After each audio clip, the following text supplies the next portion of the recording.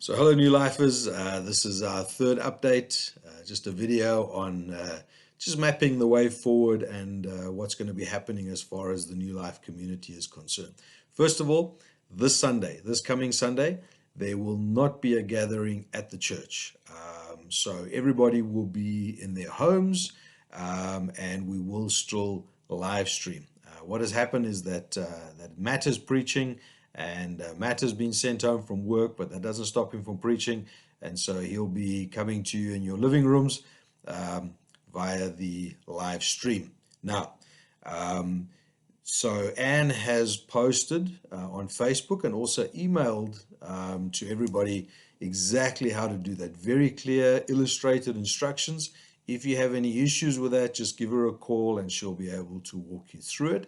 This Sunday, we will be starting at 10 o'clock. So in other words, the message will start at 10 o'clock and we'll be going live from 5 to 10, 9:55, so that we can get all the bugs sorted out. We can make sure that everybody is on board then when we start at 10 o'clock. Remember that if you miss it, it is recorded on YouTube and you can watch it a little bit later and catch up and have a look at those parts. Sometimes the computer freezes, but when it records, then you should be able to see it pretty clearly. All right, so now what about our prayer time? Well, today is our time to pray together. Now, clearly we won't be able to do that here at the church building. However, we can still pray together. We can still pray in unity. And so it's happening today at 6:30 p.m. We're going to be praying together as a church. Now, together with this video, there is some text, and that is Chris's call to prayer to give us some direction. He is the elder responsible for this month's prayer time.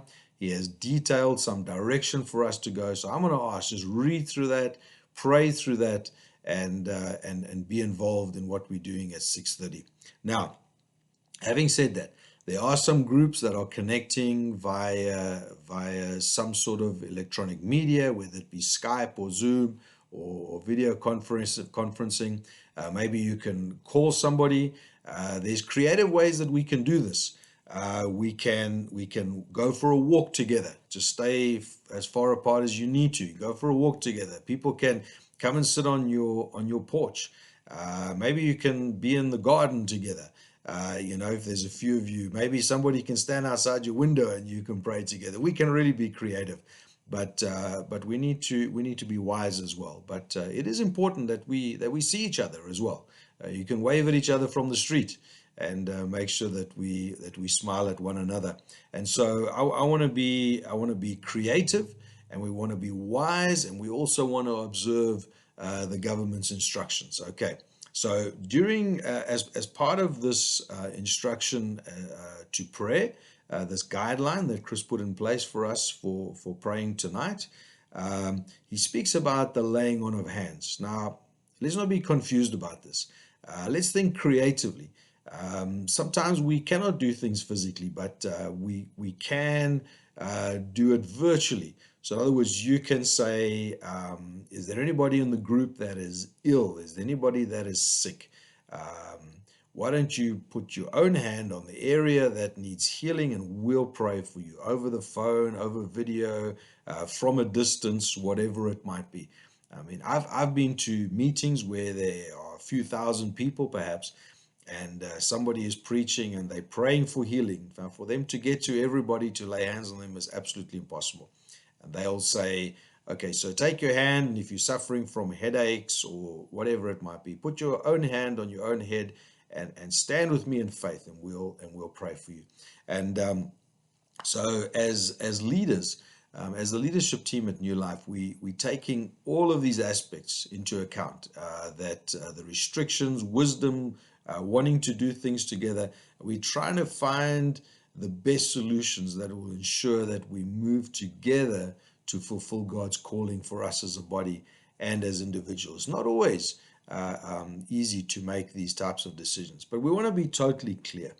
We need to obey those things that are put into law by the country, by the government. We need to be socially responsible. We also need to stay connected to each other. We need to encourage one another. We need to spur one another on. We need to keep our eyes on Jesus. He is the author and the perfecter of our faith. We need to keep pressing into him. We also need to continue to seek and save the lost in all seasons. It's not just when everything is going well. So let's ask God for strategy. Ask the Holy Spirit to give us creative thoughts on how can we do this in a time when there are so many restrictions. So I want to encourage you, have a look at what Chris has written to us as far as a direction for prayer is concerned. Let's pray together at 6:30 p.m. this evening. If you have any words of encouragement, if you have anything that you're unsure about, send it to me. We'll put it on the Facebook page. We'll make sure that everybody hears it and they're encouraged. If you're confident that this thing is something God has said to you, then just put it up there. Let us be encouraged. Put the scriptures on the Facebook page. Let's encourage one another. And yeah, I just want to say we are praying for you. Press into your life groups. Press into one another. Make sure that we are caring for each other as a community should. Let that love that identifies us as followers of Christ be evident, especially at a time like this where people can feel isolated. Anyway, have a wonderful week. Let's pray together this evening. God bless you.